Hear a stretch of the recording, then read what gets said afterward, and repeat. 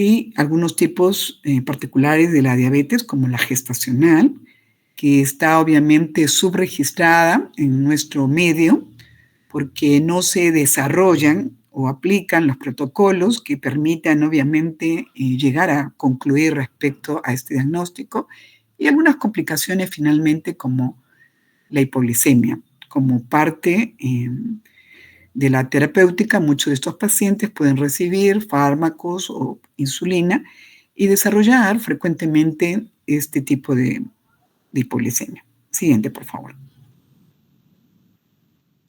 Bien, a la fecha existen aproximadamente 600 millones de personas que viven con diabetes. ¿Sí? De estos individuos, ¿no? Más o menos 3 de cada 4 van a proceder de países en donde los ingresos, ¿no?, los ingresos económicos resultan siendo bajos o medios. Y esto se va obviamente a marcar, se va a profundizar en lo que va de los siguientes decenios. A la fecha, ¿no?, nosotros evidenciamos que hay un costo económico y fundamentalmente social, porque vivir con la enfermedad es obviamente experimentar una mala calidad de vida por las complicaciones que trae la enfermedad, fundamentalmente en individuos que no se encuentran compensados, sea porque no hay obviamente una fidelización en relación a un compromiso en la terapéutica, y por ende se evidencian también un gran número de muertes al año. Aproximadamente 6 millones de individuos mueren, ¿no?, producto de generalmente complicaciones cardiovasculares y que obviamente tienen el diagnóstico de diabetes mellitus. Siguiente, por favor. Esta es una proyección. Yo quisiera que ustedes evidenciaran, ¿no?, el color que toman algunos continentes, porque obviamente estos van a esquematizar la forma en la que la enfermedad va a progresar, ¿no? Para el 2030 nosotros vamos a tener aproximadamente 700 millones de pacientes con diabetes, y para el 2045 van a estar cerca de los 800 millones. Entonces, esto significa que aproximadamente cerca de un 45% más de lo que a la fecha, ¿no?, tenemos registrados. En el hemisferio norte está marcado básicamente países y continentes en verde, en azul, ¿no?, y algo en lila, ¿no? El crecimiento, ¿no?, el progreso de la enfermedad, ¿no?, en Norteamérica va obviamente a ser aproximadamente del 24% para el 2045, ¿no? En Europa, parte del Asia, más o menos un 13%, y aproximadamente en lila un 27%. Pero en contraparte, vean ustedes lo que ocurre en el hemisferio sur, ¿no? En América Latina, el avance de la enfermedad va a producir un incremento de aproximadamente el 50% de aquellos pacientes que viven con diabetes, ¿no? Y ni qué decir en el África, ¿no? Este va a alcanzar un crecimiento que va a superar el 130%. Lo mismo va a ocurrir para parte de Oceanía, de la India, y fundamentalmente el norte de África, ¿no?, en donde definitivamente estamos frente a un gran problema de salud mundial. Siguiente, por favor. Entonces, en América Latina, decíamos, no estamos obviamente exentos de este tipo de problemática. Tenemos aproximadamente 60 millones de pacientes que viven con diabetes, en lo que va de más o menos adultos de 20 a 79 años. ¿No? La prevalencia en Latinoamérica es aproximadamente cercana al 10%, ¿no? Hoy en día en Norteamérica está en relación a un 12% y en el sur de Asia está bien cercano al 12%. ¿Y cuál es la razón por la que cada vez la prevalencia sigue en crecimiento? Porque hay condiciones en nuestro medio que la preceden. Fundamentalmente, la obesidad y el sobrepeso y una condición que se conoce como intolerancia a la glucosa, que obviamente se diagnostica cuando tenemos que desarrollar una prueba de laboratorio, ¿sí? Veamos pues que es importante reconocer que aproximadamente un 40% de pacientes que tienen diabetes mellitus ignoran su diagnóstico, ¿no? Entonces estamos frente también a un subregistro de la enfermedad. Siguiente, por favor. Este es un artículo de la Revista Mexicana de Patología Clínica, en donde el doctor Barba señala, ¿no?, que obviamente México, ¿no?, es uno de los países en donde se ha evidenciado una tasa de obesidad y sobrepeso importantísima, así como de síndrome metabólico. Uno de cada dos individuos en México probablemente tienen alguna de estas condiciones, y señala que hace unas décadas atrás el pico, ¿no?, más frecuente en donde se diagnosticaba la enfermedad era pues alrededor de los 55 años en adelante, ¿no? Esto ha cambiado significativamente. El patrón epidemiológico apunta cada vez a personas más jóvenes, de tal manera que los grupos de riesgo hoy en día van a ser a partir de los 45 años, ¿no? En nuestro medio se observa también este tipo, ¿no?, de evolución. Lo lamentable es que la mayor parte de estos individuos van a experimentar una pobre calidad de vida, ¿no?, porque van a estar afectados de manera sistémica y van a presentar complicaciones en mayor proporción. Esto se traduce en costos sociales y económicos muy importantes, porque muchas veces van a obviamente dejar de trabajar a causa de complicaciones como la enfermedad renal, que puede llevar al paciente a una falla renal terminal, ser sujeto a diálisis y de alguna manera este paciente, que al inicio podría haber sido el jefe del hogar y que llevaba el sustento a su casa, pues al estar enfermo, va obviamente a alterar la estructura familiar y definitivamente su familia va a experimentar también los efectos de la enfermedad. Señala también que a pesar de que se han desarrollado estrategias para garantizar diagnósticos y tratamientos tempranos, estas han sido un fracaso, ¿no? Lamentablemente, lo que nosotros necesitamos es hacer diagnósticos tempranos en estadio de prediabetes o incluso de diabetes, en donde no existan manifestaciones clínicas floridas, ¿no? Entonces, esto nos hace reflexionar si las estrategias empleadas a la fecha resultan pues las adecuadas o si por el contrario deberíamos impulsar hacer diagnósticos masivos, más tempranos, con el objeto de disfrutar de las ventajas de un diagnóstico temprano y de esta manera disminuir las complicaciones a nivel de los órganos blancos, ¿no? Siguiente, por favor.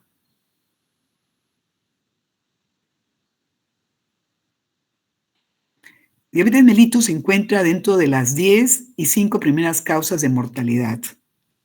Dentro de las más frecuentes están obviamente los infartos cerebrales y la cardiomiopatía isquémica. Decíamos que era la primera causa de ceguera en el mundo después de la avitaminosis A, la primera causa de insuficiencia renal, La primera causa de amputaciones de miembros inferiores diferentes a las ocasionadas por traumas o resulta siendo indudablemente de un costo social grande. La idea es hacer diagnósticos cada vez más tempranos. Siguiente.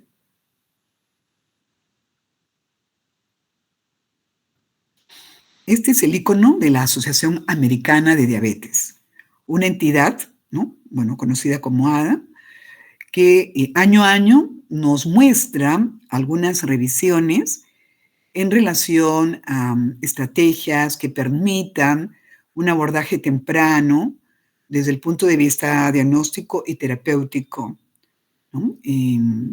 La OMS, tanto como el ADA, ¿no? Son instituciones de una reputación adecuada, muy famosa, que permite brindar este tipo de guías y señalan a la diabetes mellitus como un desorden metabólico que se caracteriza fundamentalmente por una hiperglicemia crónica o sostenida, en donde hay un defecto en la función o en la secreción de la insulina. De hecho, que esta hormona está alterada, ¿no? O definitivamente pueden coexistir no solamente una falla en relación a la función, sino también a su secreción. Siguiente. De hecho, diabetes es un vocablo griego, identificada ya desde los papiros de Eber, y en donde se señala que esta enfermedad producía realmente mucha astenia, mucho cansancio, y los pacientes mostraban una orina pegajosa, ¿no? Tenían muy poca aptitud para el trabajo, ¿no? De tal manera de que este vocablo griego, diabetes, significa fundamentalmente atravesar, haciendo alusión, ¿no? A la poliuria que experimentaban los pacientes, razón por la que contemplan, ¿no?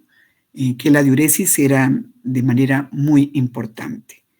Y el vocablo mellitus, ¿no? Viene de miel, ¿no?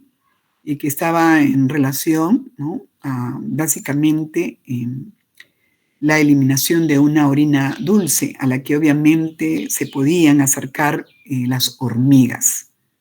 ¿Sí? Más o menos Williams hace este acople de la enfermedad de tal forma de que hoy en día la conocemos como diabetes mellitus, para diferenciarla de otro tipo de enfermedad que se denomina diabetes insípida, ¿no? Diabetes, de igual forma, el término griego en relación a la poliuria.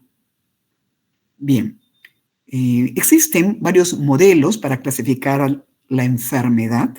Sin embargo, de manera concreta, nosotros conocemos en donde tenemos al tipo 1 en números arábigos, a diferencia de las antiguas clasificaciones en donde empleaban números romanos. La tipo 2, que es la más frecuente, vamos a ver más adelante.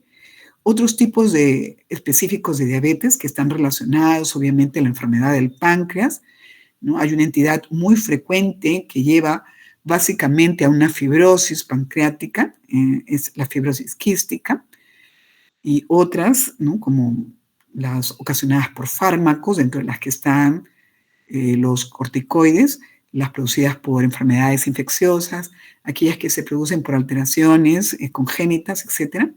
Y por último, la diabetes que se produce durante la gestación. Y esa es la razón por la que lleva el nombre de diabetes gestacional. Siguiente.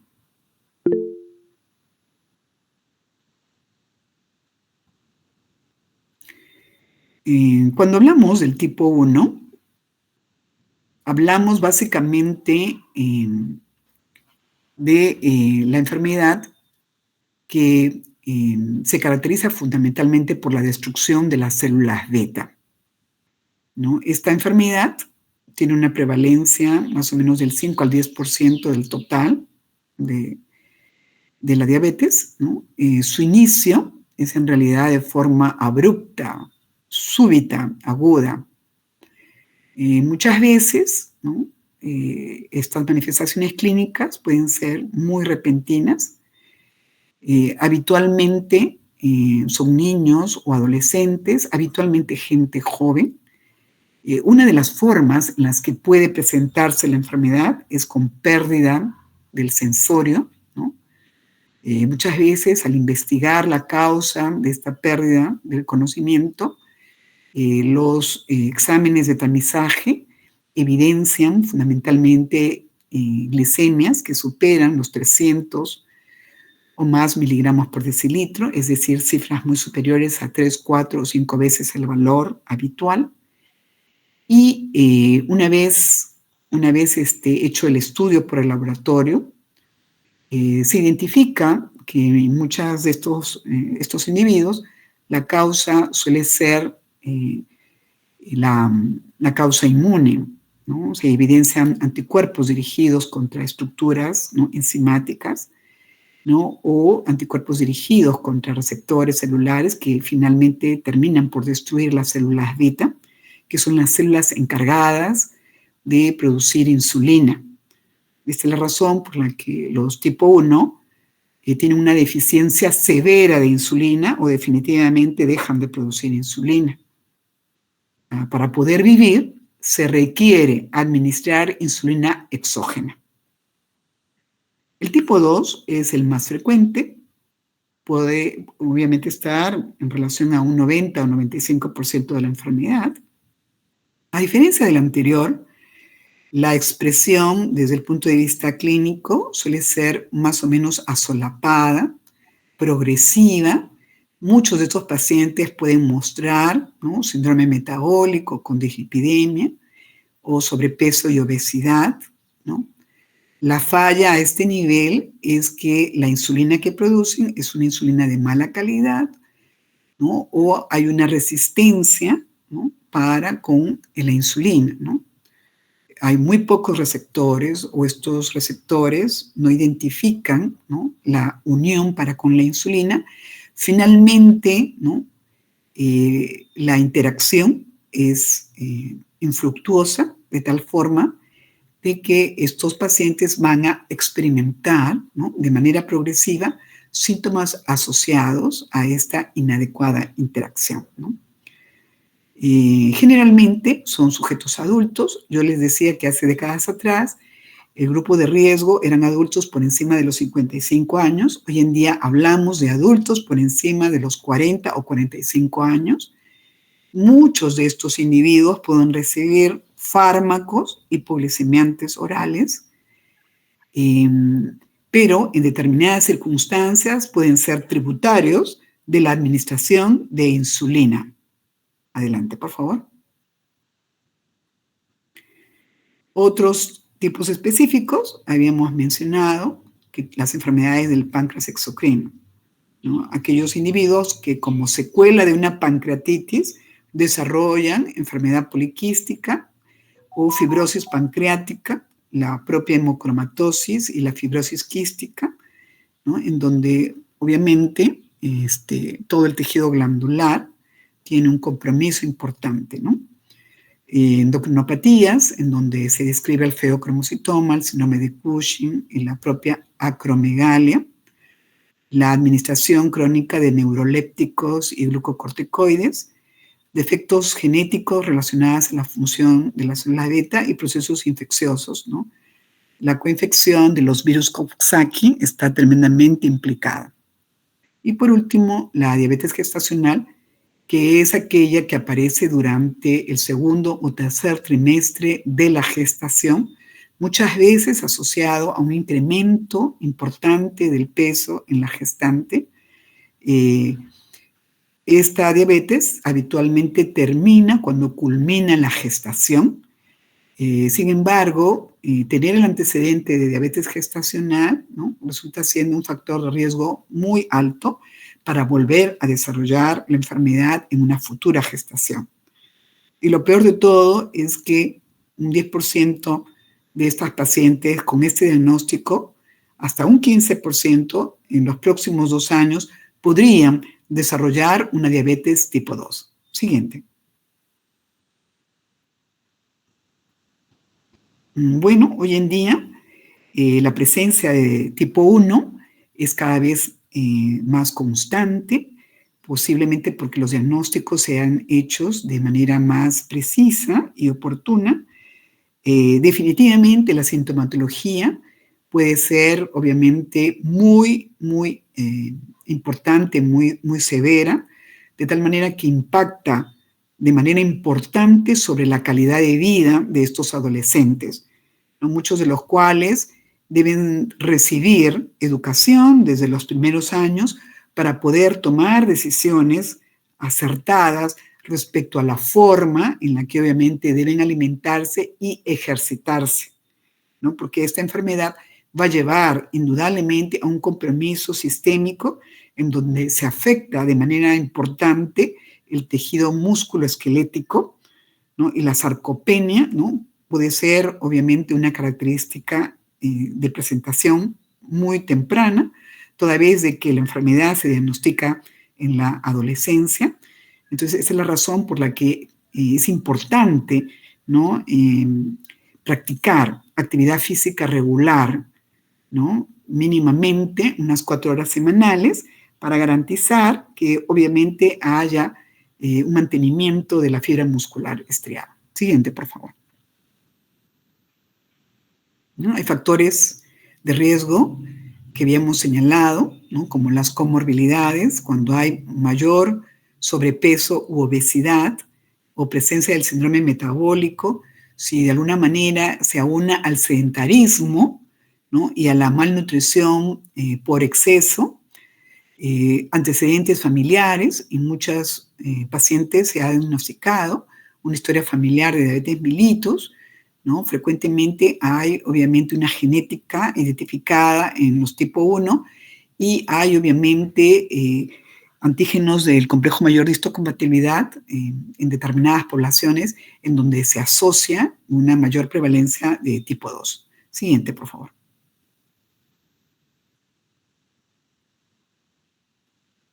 Adelante. Desde el punto de vista fisiopatológico, decíamos que la hiperglicemia sostenida es básicamente el mecanismo a partir del cual se van a producir el daño, ¿no? Endotelial, vascular y de múltiples órganos y tejidos. ¿Cuál es básicamente este mecanismo? Vean ustedes, todos nosotros que no tenemos el diagnóstico de diabetes mellitus vamos a experimentar hiperglicemia luego de la ingesta de alimentos, más aún si tienen un índice glucémico alto. Pero es la hiperglicemia fisiológicamente la que condiciona la liberación de insulina. Y los alimentos ingeridos a través de la dieta por el tubo digestivo van a liberar, obviamente, ¿no? Unos péptidos denominados incretinas, que van a, obviamente, facilitar la mayor sensibilidad que tiene la insulina para actuar sobre sus receptores a nivel de la célula del tejido periférico. Entonces, esto en cualquiera de nosotros hace que en un periodo, ¿no?, menor a 2 horas, normalicemos nuestras cifras de glucosa. En otras palabras, el efecto fisiológico de la insulina liberada es un efecto normoglicemiante. Pero en el paciente que tiene diabetes mellitus, esta hiperglicemia es obviamente sostenida, porque no produce insulina en la proporción que se debería, o esta no interactúa de manera eficiente para con el receptor de insulina. Entonces no hay movilización de las moléculas transportadoras de glucosa del torrente vascular al interior de la célula.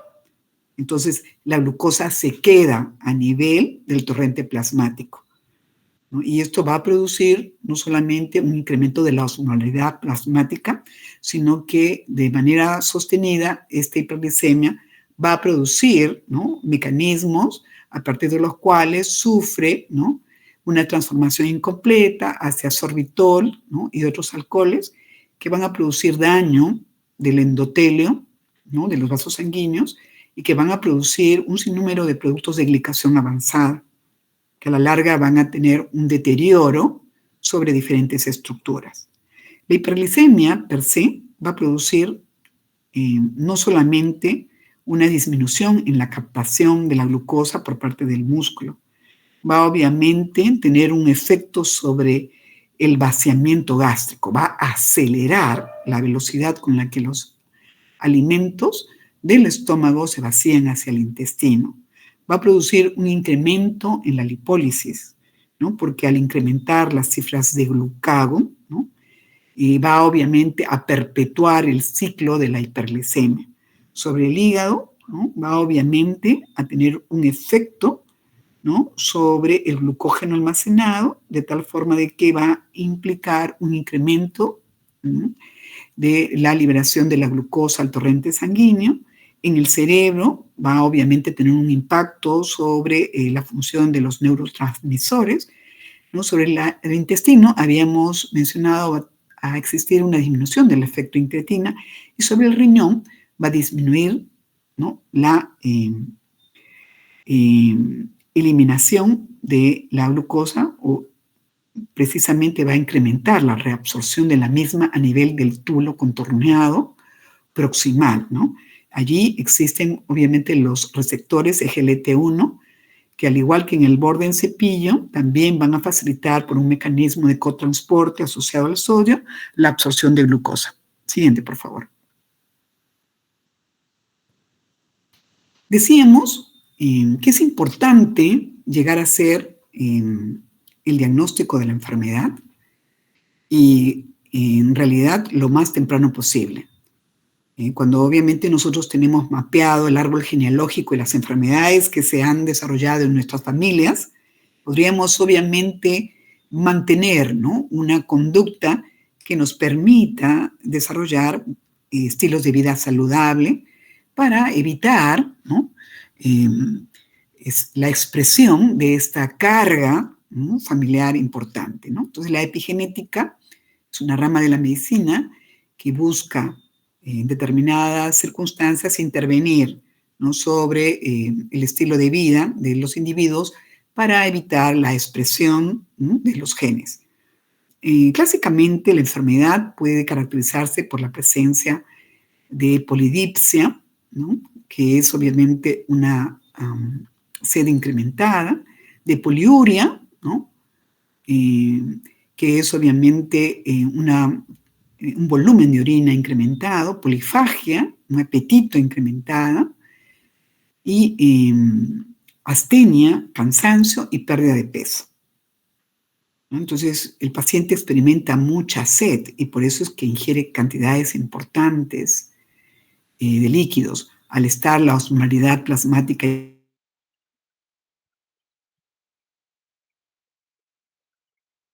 principal fuente de energía, no logra ingresar al torrente, al interior de la célula.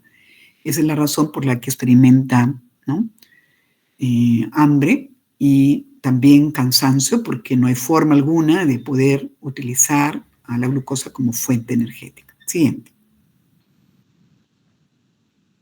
Ustedes están observando, ¿no?, la expresión de la acanthosis nigricans hacia los pliegues, ¿no?, de obviamente la axila. Ustedes ven una zona ennegrecida, y a la región posterior del cuello, en la nuca, ustedes están observando esta expresión, ¿no?, en relación fundamentalmente a la resistencia para con la insulina.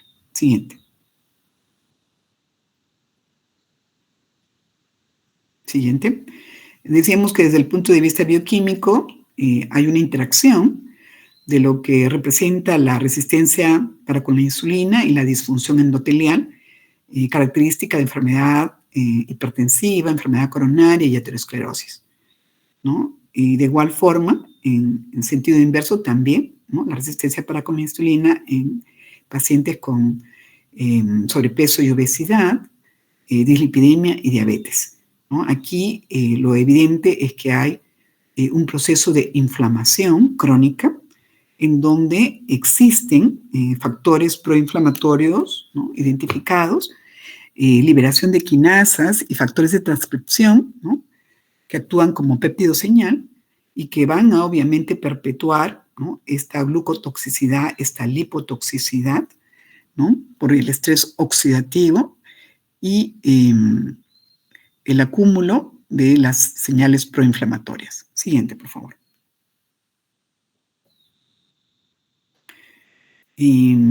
Hace unos minutos hablábamos de la importancia de hacer diagnósticos en el primer nivel de la atención. Es que independientemente de la causa en la que un individuo asiste, ¿no?, a la consulta en el primer nivel de atención, es posible aplicar esta herramienta que busca identificar aquellos sujetos con un mayor riesgo de desarrollar diabetes mellitus. Así sea, en circunstancias en las que muchos de estos pacientes acuden por un uñero.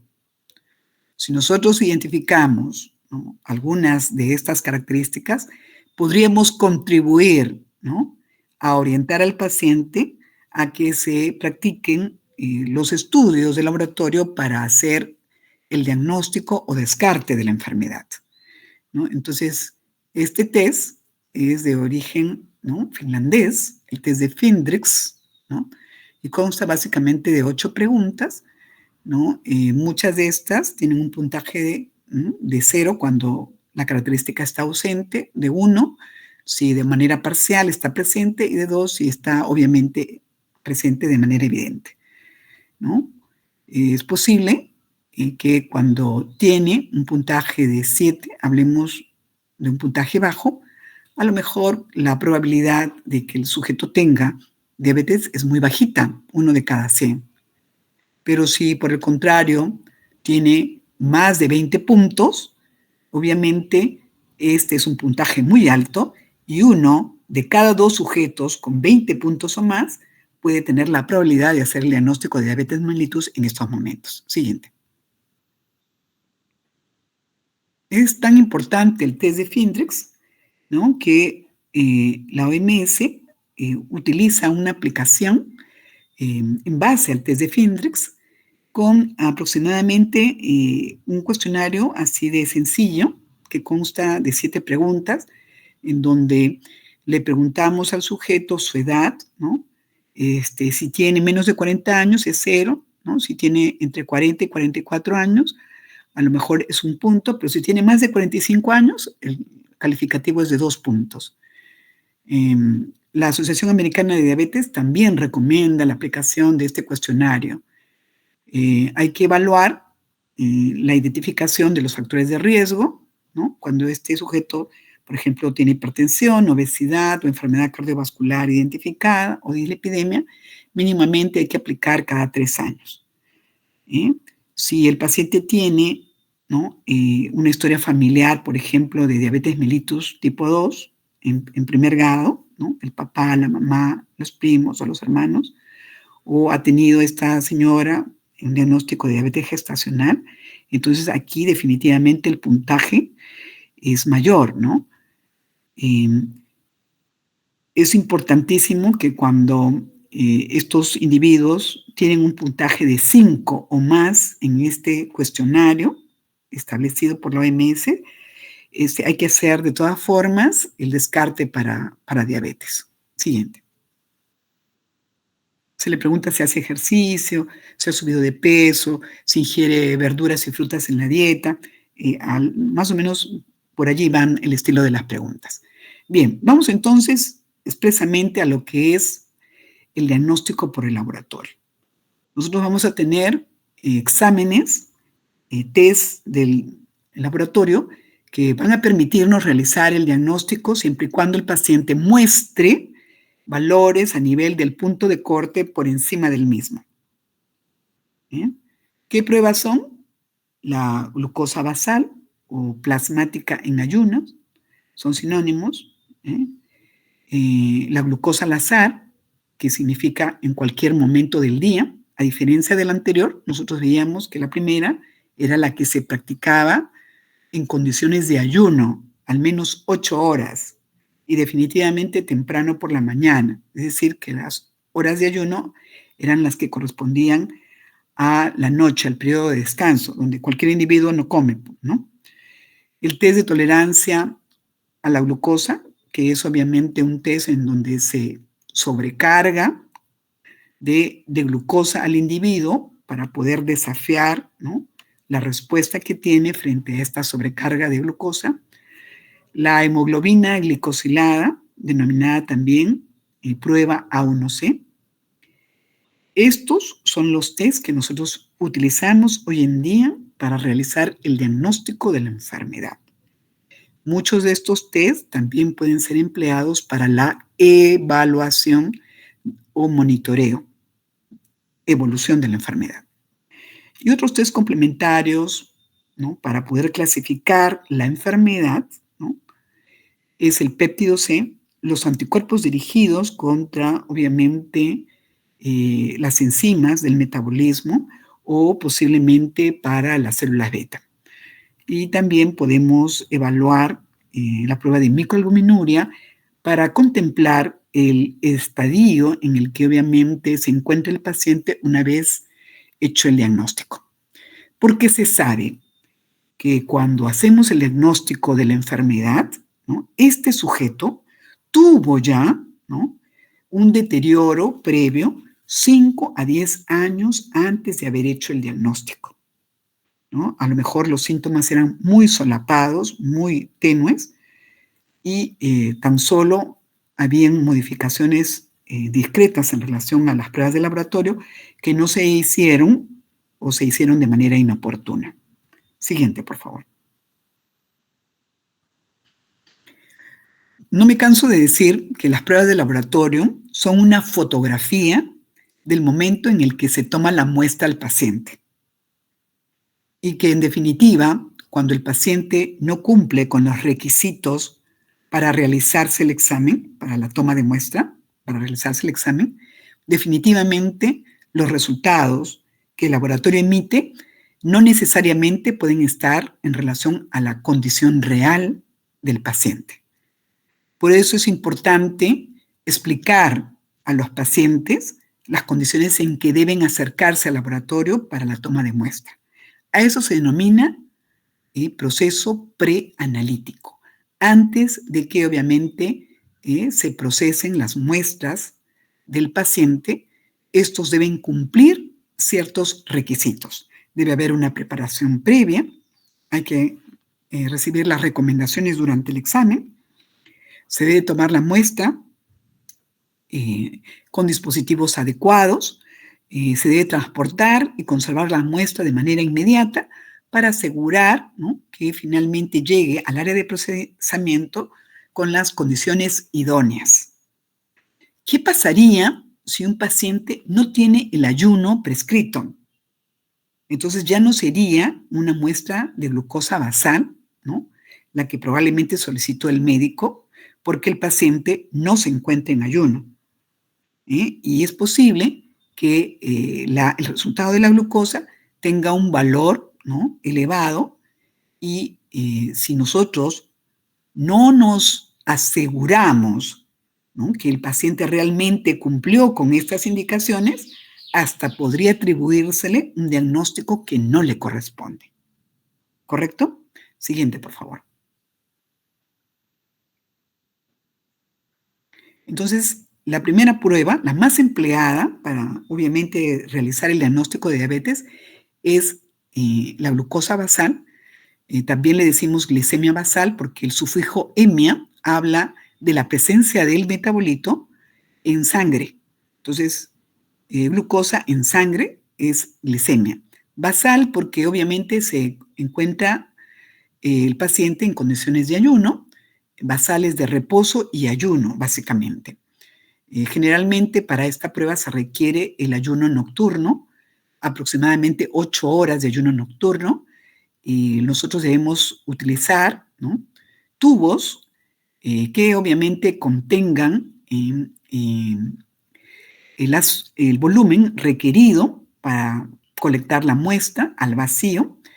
Debe obviamente homogenizarse una vez tomada la muestra y cuando esta muestra no va a ser procesada en los próximos 30 minutos como máximo, entonces debe colectarse en un tubo especial que tiene fluoruro para evitar que la actividad de la glicólisis anaerobia del hematíe pueda afectar las cifras de la glicemia de la muestra. ¿Sí? Entonces, recordar siempre, ¿no? Esta prueba es la más empleada para hacer el diagnóstico de diabetes mellitus porque es muy sencilla de realizar, se puede realizar en cualquier laboratorio por sencillo que éste sea, y las condiciones de la preanalítica son importantes. Siguiente. La glicemia basal habitualmente se halla en cifras de 70 a 100 miligramos por decilitro en cualquier sujeto sano. Por encima de 100 estamos hablando de hiperglicemia. El otro test es el test de tolerancia oral a la glucosa. Nosotros, según la guía de la OMS, hay que obviamente suministrarle una sobrecarga de glucosa, ¿no? La que empleamos es la glucosa anhidra, ¿no? 75 gramos disueltos aproximadamente en 300 mililitros de agua, ¿no? Esto se lo damos a beber al paciente aproximadamente en un periodo de 5 minutos, supervisamos que haya ingerido todo y después de 2 horas de beber vamos a tomar una muestra de sangre. La modificación del test de tolerancia oral a la glucosa hoy en día implica 2 únicas tomas de muestra. Uno, en el momento en el que el paciente acude al laboratorio, en el momento 0, en ayuno, y luego se le proporciona a beber la glucosa anhidra y después de que ha bebido esta solución, 2 horas más tarde, ¿no? Entonces, se llama el test de tolerancia oral a la glucosa, que hoy en día se practica fundamentalmente la variedad modificada, 2 muestras sanguíneas. Antes se tomaban cada 30 minutos por un periodo de 120 a 180 minutos. En otras palabras, se pinchaba muchas veces al paciente con la finalidad de que cada 30 minutos medíamos la glicemia y con esos valores establecíamos una gráfica para evidenciar la curva de la glicemia, ¿no? Algo parecido les he puesto en la historia clínica, que simplemente va a ser de manera demostrativa para que vean ustedes cómo se hacía antes la curva de glicemia del test de tolerancia, ¿no?, a la glucosa. Bien, ¿qué es importante explicarle al paciente? Que el paciente debe encontrarse en condiciones de reposo durante el periodo en el que el test dura. No puede fumar, no puede hacer obviamente ningún otro tipo de actividad que pueda alterar el desarrollo de la prueba, ¿no? Definitivamente no puede tomar alimento alguno, ¿no? Y hay que explicarle que la noche previa no puede obviamente tomar alcohol ni fumar, ¿no? Para evitar que haya algún tipo de estrago respecto a los metabolitos del alcohol, ¿no? Este test no se practica a pacientes hospitalizados, tampoco a pacientes convalecientes de una enfermedad de manera inmediata, porque la tasa del metabolismo basal se altera. Entonces, no debería practicarse en esas circunstancias, ¿no? Indudablemente aquellos pacientes que han tenido una recesión gastrointestinal, ¿no? Porque la absorción no es la estándar. Siguiente, por favor. La prueba de hemoglobina glicada. Hasta el 2010, la prueba A1C era solo empleada para efectos del monitoreo. Los estudios de casos y complicaciones, los mayores estudios del DSCT americano y también el europeo, establecen que la hemoglobina glicada, ¿no?, es una prueba de monitoreo que permite de manera significativa, ¿no?, evaluar, ¿no?, el compromiso multiorgánico de los pacientes que tienen diabetes mellitus. En aquellos que tienen un buen control glicémico, habitualmente se traduce en cifras de hemoglobina glicada en un rango estable, en tanto que aquellos que tienen un mal control de la enfermedad, la hemoglobina glicada se dispara y esta tiene una relación directa con el compromiso, ¿no?, de órganos blancos de manera muy acelerada. En realidad, esta es una prueba que mide más o menos en promedio la glicemia de los últimos 120 días. En particular, aquella que obviamente está relacionada a la vida media de los hematíes, ¿no? En algunos individuos, esta vida media puede ser menor, como en pacientes que obviamente tienen una hemocateresis mucho más acelerada, ¿no? La ventaja de esta prueba es que obviamente no requiere de ayuno, tiene mayor sensibilidad y especificidad que las anteriores y hoy en día está contemplada como un predictor de riesgo para enfermedades, para compromiso de órganos blancos. La desventaja es que tiene un mayor costo y no siempre está obviamente en relación directa con la glicemia postprandial en promedio en los individuos. Yo les decía que a partir del 2010, la IFSC, que es la Federación Internacional de Química Clínica, también la NGCP, que es obviamente el Programa Nacional de Glicohemoglobina en los Estados Unidos, tienen a bien estandarizar la forma en la que obviamente los laboratorios nos comprometamos a realizar la prueba. Y aquellos laboratorios que acrediten altos estándares de calidad, ¿no?, aquellos laboratorios que estén acreditados por estos organismos, pueden obviamente emplear la hemoglobina glicada también para efectos del diagnóstico de la enfermedad, ¿correcto? Entonces, los laboratorios que poseen altos estándares de calidad y desempeño de la prueba A1C, que se encuentran acreditados por la IFSC o por la NGCP, utilizan también, ¿no?, esta prueba para fines diagnósticos. Siguiente, por favor. Entonces decíamos que la prueba es diagnóstica cuando la cifra de A1C está por encima o igual a 6,5%. Si se halla entre 5,7 y 6,5, entonces aquí hay un factor de riesgo importante y podría catalogarse al paciente como una prediabetes. Y cuando la cifra está por debajo de 5,7%, definitivamente descartamos el diagnóstico de diabetes. Siguiente, por favor. Entonces, ustedes tienen que la prueba no debe usarse en pacientes que son portadores de hemoglobinopatías, porque la vida media del hematía no es pues 120 días en estos pacientes. Al tener obviamente formas anormales de hemoglobina, muchos de estos pacientes van a presentar una forma hemolítica de la enfermedad y el tiempo de vida media del hematía es menor. Los pacientes que han sido transfundidos recientemente y aquellos en donde se pueda evidenciar interferencia con fármacos.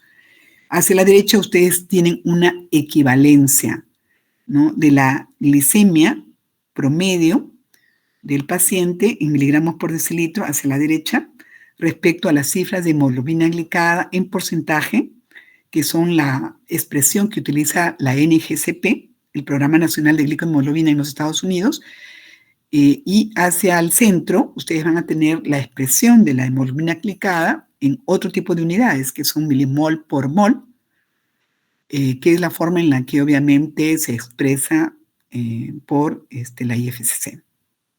Entonces, más o menos cuando un paciente tiene en promedio 5% de hemoglobina glicada, es que sus glicemias en promedio están por debajo de 100. Pero cuando la cifra de glicada está alrededor del 12%, es porque sus glicemias promedio en los últimos 120 días oscilan alrededor de 300 miligramos por decilitro. Siguiente. Esta es la propuesta, ¿no?, que hace obviamente el ADA para poder hacer el screening de diabetes mellitus.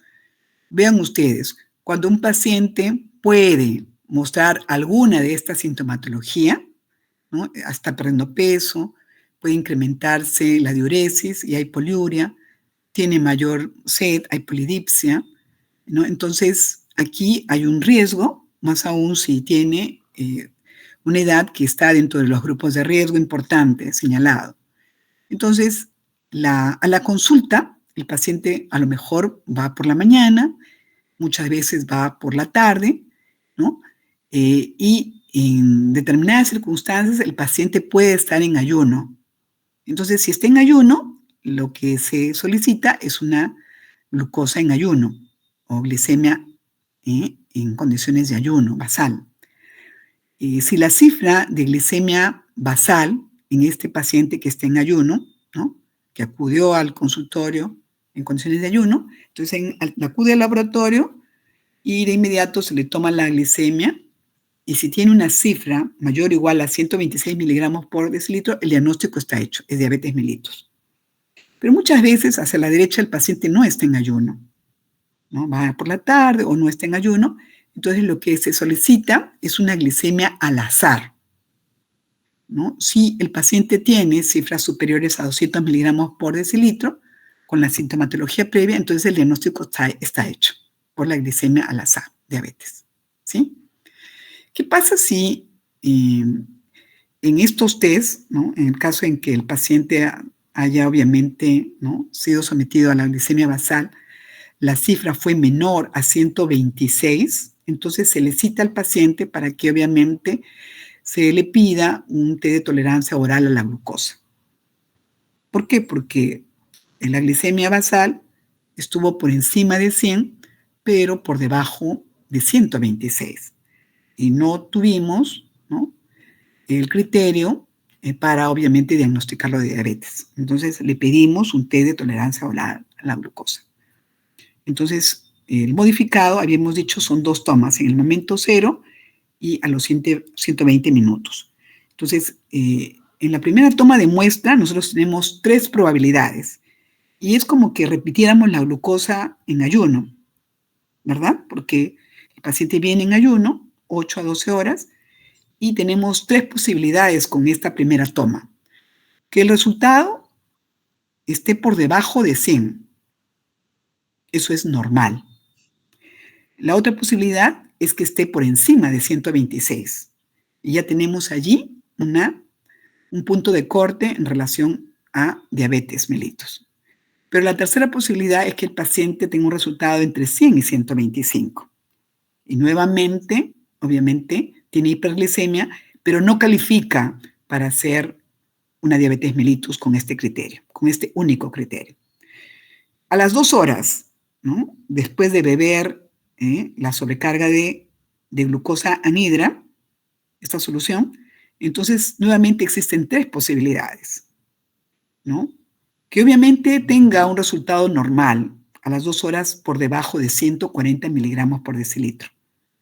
Entonces, no es diabetes. ¿Por qué? Porque en el primero de los casos la glicemia en ayuno estaba por debajo de 100 y a las 2 horas estaba por debajo de 140. La otra alternativa, la de la derecha, que obviamente a las 2 horas tenga más de 200, igual o más de 200. Entonces, en ayuno tenía más de 126 y a las 2 horas tenía 200. Este es un diagnóstico confirmado de diabetes.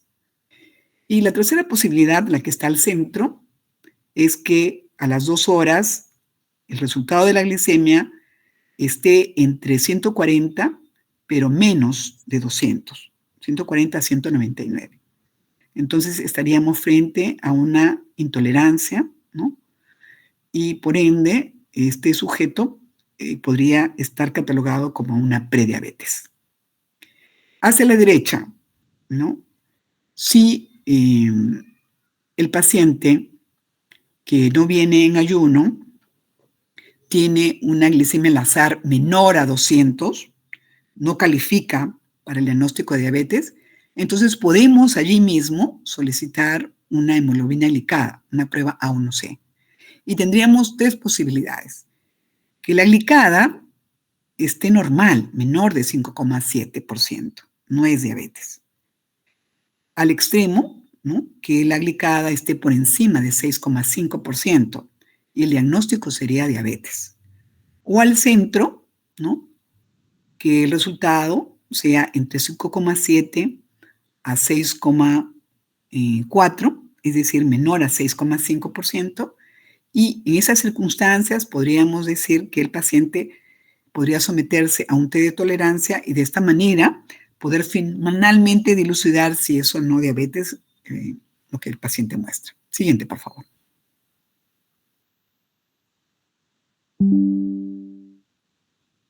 Bueno, esto es en resumen lo que la ADA nos propone para el 2025. No ha hecho ningún cambio de manera significativa, pero en rojo está obviamente descrito que para fines diagnósticos la muestra debe ser obtenida, ¿no? Para una muestra de plasma, es decir, debe obviamente mostrar anticoagulante, ¿no? Habitualmente se obtiene una muestra de sangre de un acceso venoso, ¿no? Porque se ha estandarizado bajo estas circunstancias, que sea obtenida a partir de una muestra de un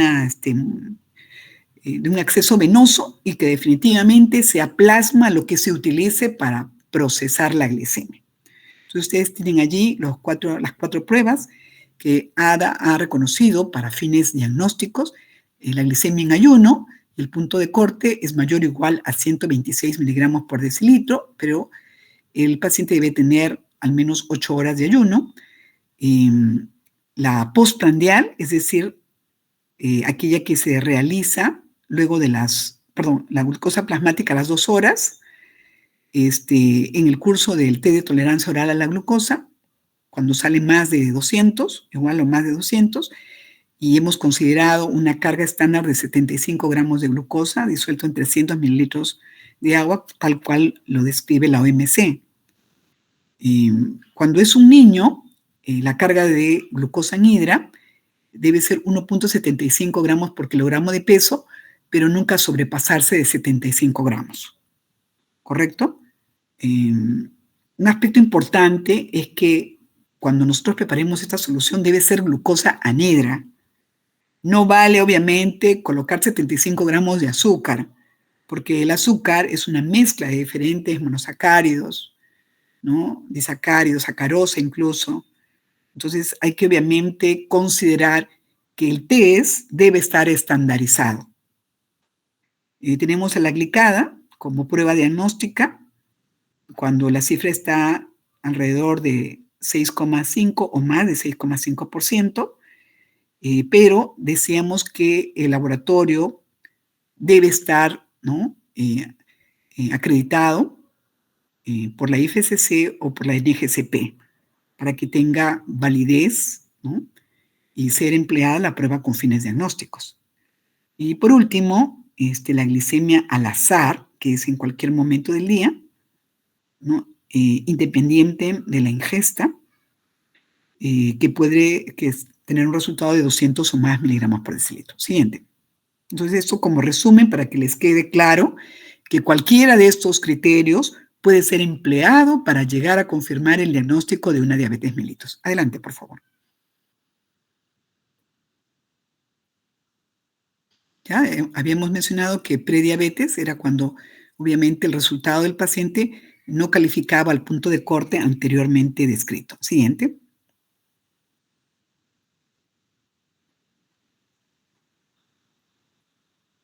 Siguiente. Este es obviamente un artículo que propone el uso de la hemoglobina glicosilada para el diagnóstico de diabetes mellitus, ¿no? En circunstancias en las que el paciente tendría un riesgo de desarrollar enfermedad cardiovascular o renal, ¿no? Esta determinación podría de alguna manera funcionar como un predictor de riesgo, ¿no? Incluso superior al test de tolerancia oral a la glucosa, que décadas atrás, ¿no?, fue obviamente uno de los tests que nos proporcionaba una mayor sensibilidad para el diagnóstico, sobre todo de aquellos pacientes que tenían hiperglicemia por encima de 100, pero por debajo de 126 miligramos por decilitro, glicemia en ayuno. Entonces sensibilizábamos a los pacientes con esta sobrecarga de glucosa anhidra y a partir de esta prueba teníamos mayores posibilidades de llegar a hacer diagnóstico de diabetes mellitus, ¿no? Pero el autor considera de que es mejor, dependiendo de la casuística que él nos ofrece y del diseño de su estudio, que a lo mejor con el uso de la glicada, esta detección del riesgo es más óptima con glicada. Siguiente. La microalbuminuria es una prueba complementaria. Yo les comentaba de que una vez que se hizo el diagnóstico de diabetes mellitus es porque este paciente tuvo a lo mejor un pródromo de 5 o 10 años antes, en donde a lo mejor hacía resistencia a la insulina o había hecho prediabetes y que no fue diagnosticada con la estrategia correcta. Entonces, una vez que se hace el diagnóstico de diabetes mellitus, se busca aplicar este test de microalbuminuria, es decir, la presencia de pequeñas cantidades de albúmina en la orina de estos individuos para poder establecer la presencia de una nefropatía incipiente. Entonces, ustedes tienen que la expresión puede darse en orina de 24 horas por microgramos por minuto o por microgramos por miligramo de creatinina, ¿no? Todas estas expresiones son válidas. Y normalmente, pues en 24 horas debe ser menor de 30 miligramos. En minuto, por velocidad, debería ser menos de 20 microgramos. Y en la expresión debería estar asociada a menos de 30 microgramos por miligramo de creatinina. Entonces, hablamos de una nefropatía incipiente cuando las cifras de albuminuria oscilan entre 30 y 300 en orina de 24 horas, y de macroalbuminuria cuando la cifra supera los 300 miligramos en 24 horas. Siguiente, por favor. Cuando hablamos de una diabetes gestacional, cuando se diagnostica durante el embarazo, y decíamos es importante porque tiene una gran mortalidad perinatal. El 15% de estas pacientes van a desarrollar diabetes mellitus. ¿Cómo se hace el diagnóstico? En la diapositiva anterior. Anterior, por favor. No. Siguiente. A ver, siguiente. Aquí es, perdón. Entonces, lo que se hace es un test de tolerancia a la glucosa, pero este es el que se conoce como el de un solo paso, ¿no? Porque todo se hace en el mismo procedimiento cuando más o menos la gestante tiene entre 24 a 28 semanas, ¿sí? Y hay un estudio, el APO, en donde establece, ¿no?, los puntos de corte a partir de los cuales se confirma el diagnóstico, ¿no? Entonces se toma una muestra en ayuno y las cifras de la glucosa en ayuno para una gestante son menores a 92 miligramos por decilitro. Cuando se hace la sobrecarga con 75 gramos de glucosa, a la hora debe ser menor de 180 y a las 2 horas menor a 153. Entonces, estos valores de corte son diferentes al individuo sano porque sabemos que durante la gestación se van a producir, ¿no?, una serie de cambios en el metabolismo y sabemos que muchas de las hormonas placentarias, el lactógeno placentario, por ejemplo, son hormonas hiperglicemiantes. Entonces, esa es la razón por la que se modifican los puntos de cortes, ¿no? Pero para llegar a hacer el diagnóstico de una diabetes gestacional, basta que cualquiera, ¿no?, de los valores señalados, ¿no?, esté en relación, ¿no?, o supere los puntos de corte para llegar al diagnóstico confirmatorio de una diabetes gestacional. Es decir, si yo a una gestante en una evaluación o control prenatal veo que ella tiene 95 miligramos por decilitro, entonces está obviamente en ese trimestre de la gestación, entonces yo la someto al té de tolerancia. Entonces le vuelvo a repetir, ¿no?, la glucosa en ayuno, y le hago luego beber la glucosa anhidra y le tomo una muestra a los 60 y a los 120 minutos. De repente, en estos momentos, la glicemia en ayuno es de 90 miligramos por decilitro, es decir, normal, pero a los 60 minutos está en 150 y a los 120 minutos está en 100, qué sé yo, ¿no? 40.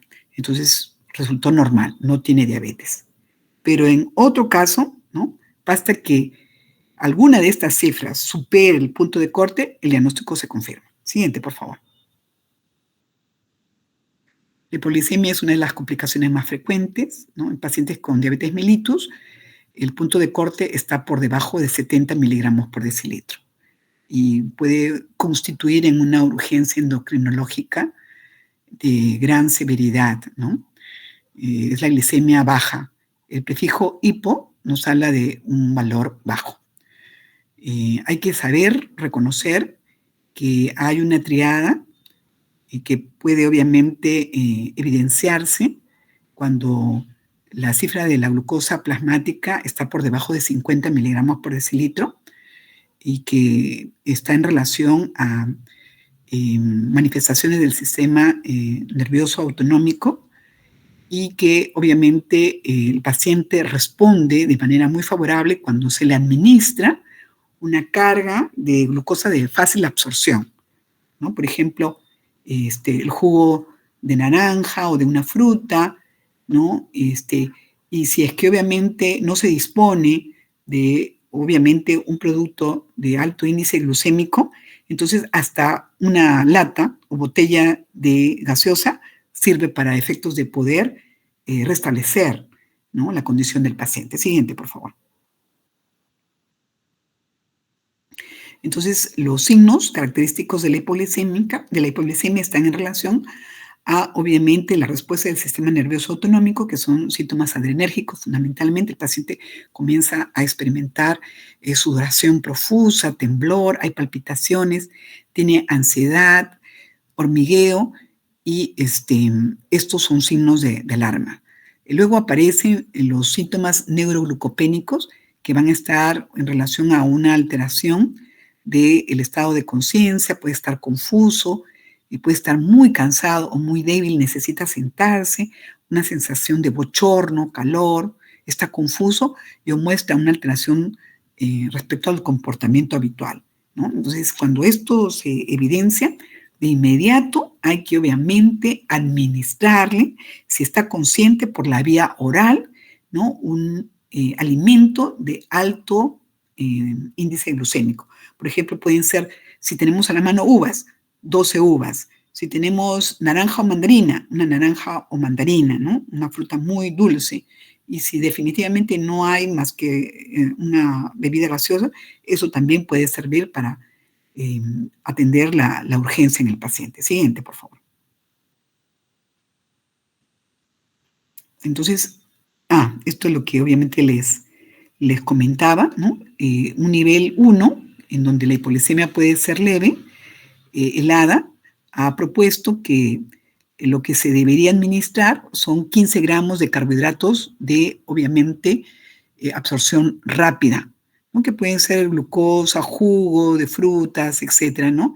Y si el paciente no responde, podemos repetir en 15 minutos la administración de este producto. Un nivel 2, cuando obviamente la glucosa está por debajo de 54 miligramos por decilitro, ¿no? Aquí la carga de azúcar o de glucosa de absorción rápida debe ser hasta 30 gramos de inmediato, ¿no? Porque definitivamente hay que aplacar la sintomatología. Y el nivel 3, que es el más severo, con una hipoglicemia grave, si está consciente, podemos obviamente darle los 30 gramos de la glucosa de fácil absorción, pero si está inconsciente, se le puede obviamente administrar de manera subcutánea glucagón, ¿no? O se le puede administrar también glucosa intravenosa al 2 o 5%, o probablemente hasta se le puede administrar glucosa al 50%, ¿no? En una carga, en bolo, hasta poder trasladarlo hasta una unidad crítica, ¿no? Y abajo ustedes tienen los ejemplos de carbohidratos de absorción rápida, ¿no? Una cucharada sopera de miel, más o menos son 15 gramos, ¿no? Media botella o media de naranja, más o menos son los 15 gramos. 15 unidades de la uva también podrían ser, ¿no? Y también podrían servir la glucosa en tabletas, ¿no? Que pueden obviamente disolverse muy fácilmente. Siguiente. O hasta el azúcar, ¿no? Puede valer nuestros sobrecitos de azúcar disueltas en agua. ¿Cuáles son las principales causas de hipoglicemia? Siempre van a estar condicionadas a la terapéutica del paciente, ¿no? Es el paciente que se puso la insulina, pero no tomó el alimento que correspondía, según obviamente la planificación, ¿no? O es un paciente que está recibiendo otro tipo de fármacos que se conoce que tiene un efecto hipoglicemiante, ¿no? O es un paciente que definitivamente se pone a beber etanol, ¿no? De manera importante, el efecto inicial es definitivamente hipoglicemia, ¿no? Pacientes que tienen, obviamente, hepatopatías, que son portadores de sepsis, pacientes que tienen, obviamente, terapéutica en relación a una insuficiencia endocrina múltiple, que de alguna manera recibieron, ¿no? Hormona del crecimiento. Pueden, obviamente, también aquellos que muestran, ¿no? Hiperinsulinismo endógeno en diagnóstico de insulinoma y otras afecciones autoinmunitarias. Siguiente, por favor. Bien, les presento a los dispositivos para medir glucosa de uso ambulatorio. Están obviamente aprobados por el FDA para tener, ¿no?, una indicación respecto al control glicémico, nunca para el diagnóstico de la enfermedad. La mayoría de estos dispositivos mide la glicemia, es decir, glucosa en sangre, de sangre capilar, como están viendo ustedes, ¿no? El pulpejo del dedo, donde se ha hecho una incisión con una lanceta y con una tira reactiva, se mide en el glucómetro la glicemia, ¿correcto? Entonces, están ampliamente aceptados para el monitoreo de la glicemia de los pacientes diagnosticados, ¿correcto? Recuerden que para los diagnósticos de diabetes se necesitan otro tipo de requisitos, que la muestra, por ejemplo, sea de sangre venosa, que obviamente tenga 8 horas de ayuno, que obviamente sea una muestra de plasma, porque fue estandarizado, ¿no? Esos valores de referencia han sido estandarizados en esas condiciones. Entonces se tienen que cumplir, ¿no?, para efectos de llegar a hacer los diagnósticos, la confirmación de los diagnósticos, ¿no? ¿Por qué no emplear estos dispositivos ambulatorios también para el diagnóstico? Porque estos equipos son equipos de cabecera del paciente, de atención ambulatoria, que se transportan con mucha frecuencia, que se descalibran con mucha frecuencia, que deben ser usados por personal que tiene una capacitación, un entrenamiento en el manejo de los mismos. Y porque las muestras básicamente son o de capilar, en donde las cifras de la glucosa son diferentes a las de la sangre venosa y de la sangre arterial, ¿no? Realmente varían, ¿no?, en algunos miligramos, entonces no está estandarizado. Además de que existen diferentes tipos de glucómetros, ¿no? Además de que las tiras que se emplean para medir la glucemia muchas veces no vienen de forma individual, sino en un frasco o recipiente, que si no está adecuadamente conservado puede generar problemas. La almohadilla se oxida, entonces las lecturas van a ser erradas. Siempre que exista una lectura patológica por un glucómetro, porque ese es el nombre que reciben, siempre se debe confirmar con una muestra de sangre de obtención de muestra venosa, ¿no? Para poder finalmente salir de dudas. En la parte inferior ustedes ven un dispositivo que tiene obviamente una inserción subcutánea, ¿no? Este en realidad es un sensor, ¿no? Que monitoriza de manera continua los niveles de la glucosa, ¿no? Del paciente. Entonces ustedes están viendo una pantalla que es un dispositivo que tiene una conexión con el sensor que está obviamente en el brazo del paciente, colocado a nivel subcutáneo, de tal manera que todo el tiempo está midiendo la glicemia en el paciente. Tiene un almacenamiento, ¿no? Para un número determinado de mediciones y se puede vaquear, ¿no? De tal manera que nosotros podemos tener información en el dispositivo de cómo estuvo la glucosa todo el tiempo en el paciente. Algunos tienen obviamente una conexión a una bomba de insulina en el abdomen del paciente, de tal manera que si en algún momento se detecta un pico de hiperglicemia, la bomba dispara unas unidades de insulina para lograr obviamente tener el efecto normoglicemiante, ¿no? Entonces, este sistema funciona como un páncreas endocrino de manera fisiológica. Siguiente. Bueno, habíamos contemplado de que hay mucha diabetes porque obviamente se ha incrementado la prevalencia de síndrome metabólico. Y la razón es porque cada vez estimulamos al gen ahorrador, ¿no? De energía, de tal manera de que hacemos menos ejercicio, tenemos acceso a comida con mucha mayor facilidad, entonces definitivamente hay, ¿no? Una satisfacción inmediata, ¿no? De gran parte de la población sin tener en consideración estas alteraciones en el metabolismo, ¿no? Entonces, la prevalencia del síndrome metabólico es altísima. En México hay estadísticas que pueden ser cercanas al 50%, y en Colombia pues ya superan el 35%. En nuestro país hay estudios que obviamente revelan cifras cercanas al 18 o 20%, ¿no? Lo interesante es de que cuando nosotros hacemos el diagnóstico de un síndrome metabólico, nos acercamos también a hacer un diagnóstico de un riesgo alto para que este paciente desarrolle diabetes mellitus.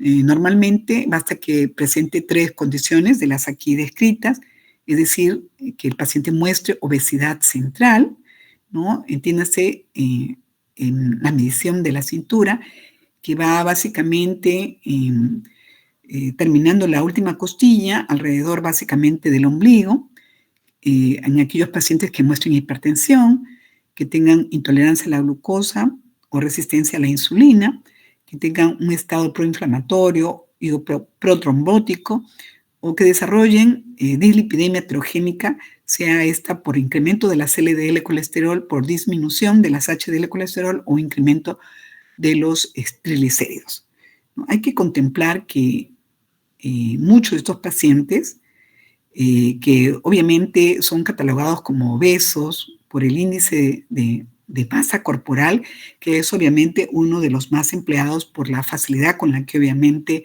se calcula, ¿no? Porque los métodos ideales deberían ser básicamente la resonancia y también el DEXA, pero son mucho más caros y poco accesibles. Casi un 30% de aquellas personas que son catalogadas como obesas por el IMC podrían mostrar, ¿no? Un comportamiento metabólico dentro de lo normal. Y lo contrario también ocurre. Un 20% de individuos que son catalogados, ¿no? Como normales en su índice de masa corporal, es decir, que tienen menos de 25, van a de alguna manera mostrar, un acúmulo de grasa visceral de manera significativa con resistencia a la insulina, ¿no? Siguiente, por favor. Entonces, estos son los criterios: la circunferencia abdominal, la obesidad central en varones mayor a 102 centímetros, en mujeres mayores a 88, en relación a la presión arterial, una sistólica mayor o igual a 130, una diastólica mayor a 85 o ambas, triglicéridos por encima de 150, HDL por debajo de 40 en el varón, por debajo de 50 en la mujer. Recordar siempre el factor protector de los estrógenos en la mujer, pero esto lo pierde obviamente al alcanzar la menopausia. Y la glicemia en ayuna mayor o igual a 100. Siguiente, por favor.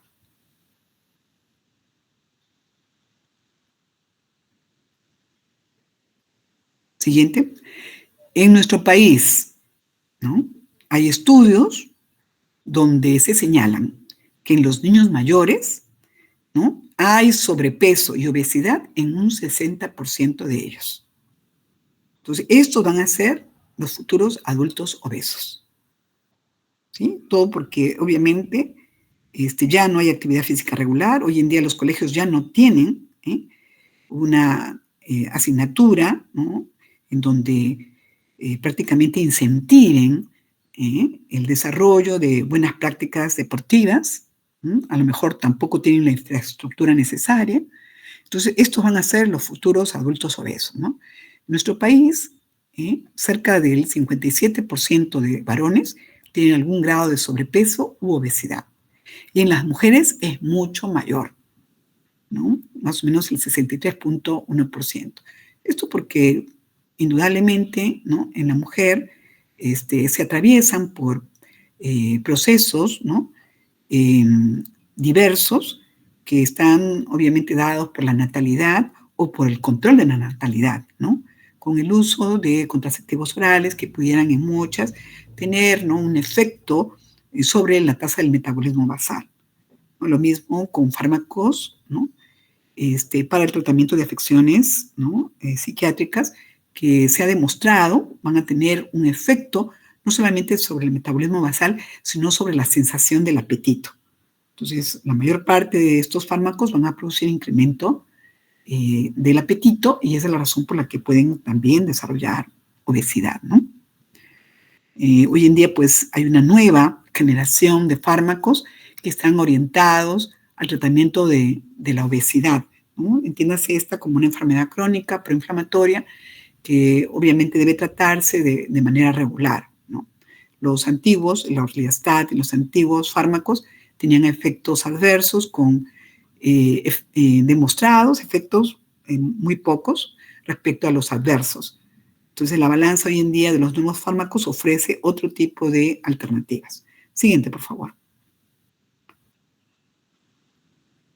Hay un estudio en donde se pretende fidelizar a los pacientes con diabetes mellitus para comprometerlos en las buenas prácticas, ¿no?, y educarlos en virtud de hacer actividad física regular y una dieta, así como la ingesta de los fármacos de acuerdo a la prescripción médica.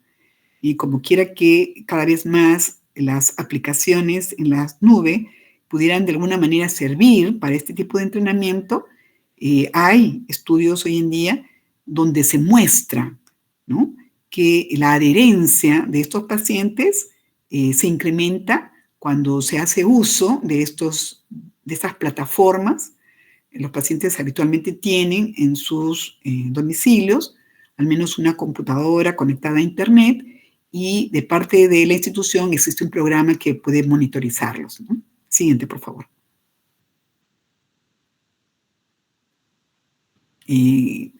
Dentro de los fármacos que se emplean en el tratamiento de la diabetes mellitus tipo 2 están los hipoglicemiantes orales, ¿no?, la metformina, que es obviamente aún uno de los fármacos de elección en un grupo de pacientes, sobre todo en aquellos que tienen sobrepeso, como inicio de tratamiento. Sin embargo, ¿no?, en muchos otros pacientes hay necesidad de utilizar tratamiento combinado. Entonces, existen muchas estrategias farmacológicas para poder abordar dependiendo de la magnitud de las complicaciones. En este estudio se señala pues, que definitivamente hay complicaciones cardiovasculares de manera significativa, pero en particular en aquellos que tienen miocardiopatía diabética, se ha hecho un control con un fármaco que es un inhibidor, ¿no? SGLT2, ¿no? Que es básicamente un inhibidor de los canales de cotransporte de glucosa acoplado al sodio, ¿no? Con efectos superiores incluso que cualquier otro tipo de fármaco hipoglicemiante oral, porque se ha demostrado que esta opción tiene un efecto importante sobre la fibra muscular cardíaca, ¿no? Siguiente. Entonces, así van a poder ustedes encontrar hoy en día múltiples, ¿no? Propuestas respecto al tratamiento conjunto de la diabetes mellitus y en particular algún tipo de complicación. Siguiente, por favor.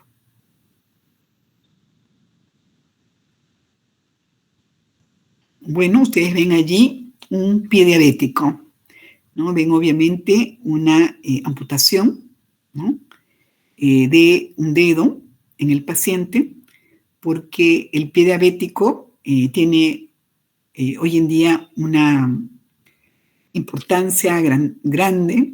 Hay una clasificación, mejor dicho, hay varios modelos de clasificación.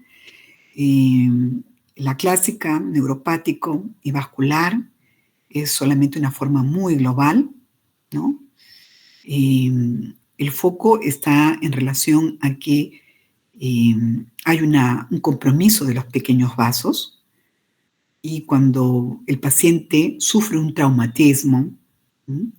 Y se afecta la sensibilidad, repara pobremente en el tipo de daño que se autoaplicó y tarda mucho tiempo en reaccionar, ¿no? De tal manera de que esta superficie frecuentemente va a evolucionar hacia una zona un poco pobremente oxigenada y que finalmente tiene un riesgo importante de necrosis o la posibilidad de que pueda existir, ¿no? Una complicación infecciosa producto, ¿no? de la contaminación con alguna bacteria, algún patógeno, que pueda obviamente hacer mucho más severa, ¿no? la presentación del pie diabético. Es una de las enseñanzas que se busca profundizar, ¿no? en los pacientes cuando reciben la orientación educativa, ¿no? en los clubes de diabetes. Se desea que los pacientes conozcan de manera importante su organismo y que practiquen estas medidas de autocuidado, ¿no? No solo con el deporte, la alimentación y la ingesta de sus fármacos, sino que aprendan, ¿no? a tener un cuidado importante de su salud y definitivamente de sus pies, ¿no? Así como de, obviamente, la plasticidad neuronal, ¿no? que definitivamente tiene diabetes mellitus un impacto, ¿no? sobre el estado de oxigenación del sistema nervioso central, de tal forma de que en sujetos que no están bien controlados, es una de las causas más frecuentes de algún tipo de demencia, ¿no? Entonces, es importante en ellos poder ejercitarlos en todas estas funciones cerebrales superiores. Entonces, hablando del pie diabético en particular, todas las consultas deben, obviamente, pasar por el análisis de los pulsos, en particular de los pulsos pedio y popliteo, ¿no? Hay que, obviamente, enseñarle al paciente que cuando hace frío, ¿no? los pies y los miembros inferiores en general tienen que estar muy bien abrigados. Miren qué tan importante es esto, que hoy en día hay pequeños aportes, ¿no? o innovaciones de la tecnología que permiten desde el punto de vista, ¿no? Gráfico, y objetivo visibilizar cuando los miembros inferiores tienen un descenso de la temperatura. Entonces, miren, se han diseñado unas medias que tienen a bien tener colocados estos sensores de temperatura. Basta que haya una disminución de 0,5 grados centígrados, ¿no?, respecto a la temperatura, cambian de color.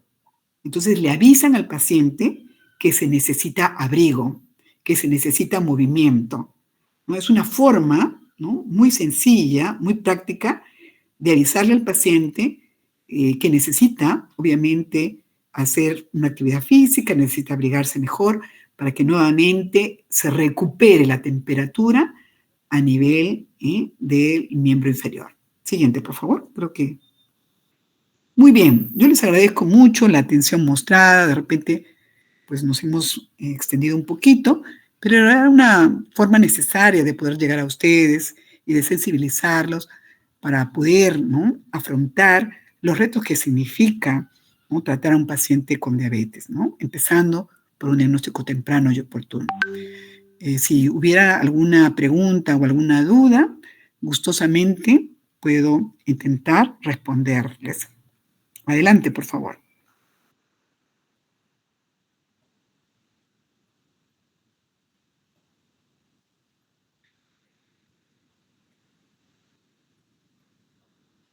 ¿Todo está claro? ¿O de repente todo no está claro?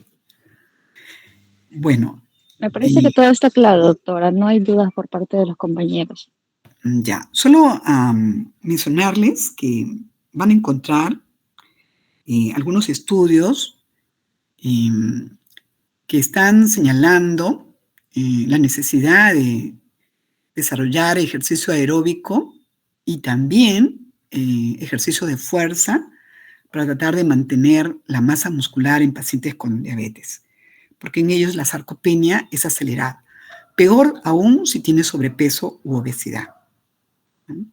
Y en los pacientes recientemente diagnosticados, se ha observado, ¿no?, que si tienen sobrepeso y obesidad, la pérdida de peso de un 15% podría generar beneficios en relación, ¿no?, a optimizar la terapéutica, ¿no?, o incluso en algunos, ¿no?, poder retardar, ¿no?, la posibilidad de la expresión de complicaciones de órganos blancos. O sea, miren la importancia de poder educar a los pacientes en virtud del ejercicio. No solamente porque les hace mantener la masa muscular, no solamente porque pueden llegar a tener un peso mejor controlado, sino porque desde el punto de vista de las complicaciones, estas tardan más en aparecer. Definitivamente hay una mejor función de la insulina y una optimización al disminuir, ¿no?, el tejido graso. Y es más, señalan que es de mucha utilidad hacer el deporte por las tardes y seleccionar el tipo de proteína por parte de la dieta, ¿no? Hay que obviamente contemplar que un aliado fundamental resulta siendo una dieta, ¿no?, rica en vegetales, legumbres, frutas y verduras. Medio plato, ¿no?, debe ser obviamente en base a estas legumbres, frutas y verduras. Un cuarto de plato, a lo mejor en proteína de alta calidad, y otro cuarto de plato debería estar en relación, obviamente, a algunos cereales, ¿no? Y dentro de las frutas, preferir siempre aquellas que tienen el menor índice glucémico. Muy bien, muchísimas gracias, muy buenas tardes y nos vemos pues en los seminarios. Gracias. Buenas noches.